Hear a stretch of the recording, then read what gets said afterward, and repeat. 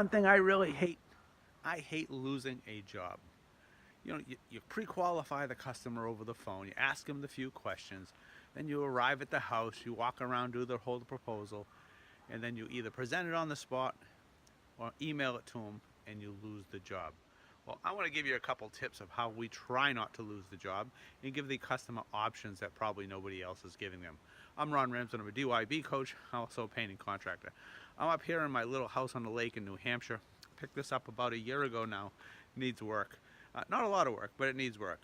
It needs a paint job, so if anybody knows a painter that can help, give me their name. Anyways, I want to show you about options that we do. If this was someone else's house, I want to walk you through at least the front part of this house here of what we would ask the customer or mention to the customer, and then on a proposal make sure it's all written up, even with some pictures if possible. Well, here we are. This is a board and batten, small little, I guess we call it a cape bungalow, about 950 square feet. So not very big, nice and manageable for any painter who wants to tackle this job. So anyways, the house hasn't been painted probably in about 7 years. Pretty good for out here from New Hampshire. We have a lot of snow.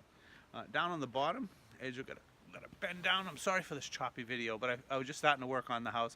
This is my fun on weekends as I putter around my house here up here. And it needs some work. So down here you'll see here, so we'll have some rot. Not bad rot. Actually, these are the rough sawn boards here, and some of the looks like a strapping or whatever you call it in between. I'm a painter, I'm not a carpenter, remember that. So anyways, this could be repaired by cutting these little pieces in and then splicing them together.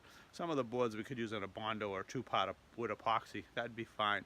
But we're not only going to put that on the proposal, we're going to actually put replacing the rotted wood in full lengths. I don't like how it's all pieced together, and a lot of customers don't, but they don't know the difference. They figure you being a painter and the next painter are all bidding on the exact same thing. So be very specific in your proposal and add line items as options to do this kind of work, to replace the full boards, not just patch them in, and then give them a cost of material, do a little homework. Here, up here, you'll see this was all missing. I thought of this video as I was doing this work. This could have been all scraped and primed and painted. You know, this is a problem here over a lot of water rushing down this corner right here. We will put gutters up eventually, but right now I just decided to replace this morning all this with all PVC. That would be an option we give to your customers. That's an upsell. That's more money. Scrape paint. Never have this problem again if we can replace it. And if they've owned the home for a while, they've probably replaced this wood if it's all that water coming down. So PVC, you know, it's $100 worth of material, probably a $20 box of stainless steel screws I picked up in a few hours this morning. So it's an easy $400 upsell. Secondly, when you're taking wood apart and getting rid of it, the customer assumes that you're just going to get rid of this wood. You're not going to leave it in a pile, although I have seen some people leave the debris. What you want to do is line item. The line item would be dump fee or transfer station fee. I buy a permit every year. It's $100, plus they weigh me when I go in. It's usually never more than $25, $30. I get $85 all day, if not more, to dump the trash. Nobody wants a trash on their property. They're happy to pay that. So anyways, other things we do is we give them options on shutters. We just got to take them off, wash them, put them back up. We got to replace the shutters. Give them some prices. You know, they might be sick of this, but they haven't said anything because they don't know the cost. A lot of homeowners do not know the cost of doing these repairs. You are the professional. Give them some options. Also, we always put a line item on our estimates for house wash. You know, yes, it's assumed that we're going to house wash, but we like to put a line item, put a cost on that. You know, homeowners willing to pay if they know what something costs.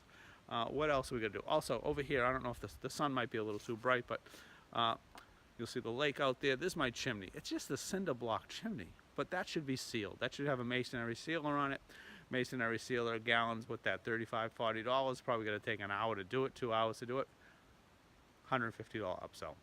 You know, things like that as you're walking around. Start giving the customer options.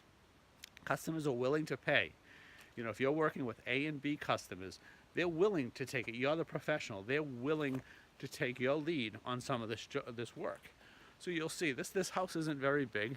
Years ago, if you'll see on the bottom what they did is, I'm thinking they had rot down here. Great idea is they actually measured up 7.5 inches, put a 1x8 PVC with a piece of flashing on there, that is gone. The only reason I know that on the back side of the house, on the water side, they didn't do that, which it needs to be done. These would be options for homeowners.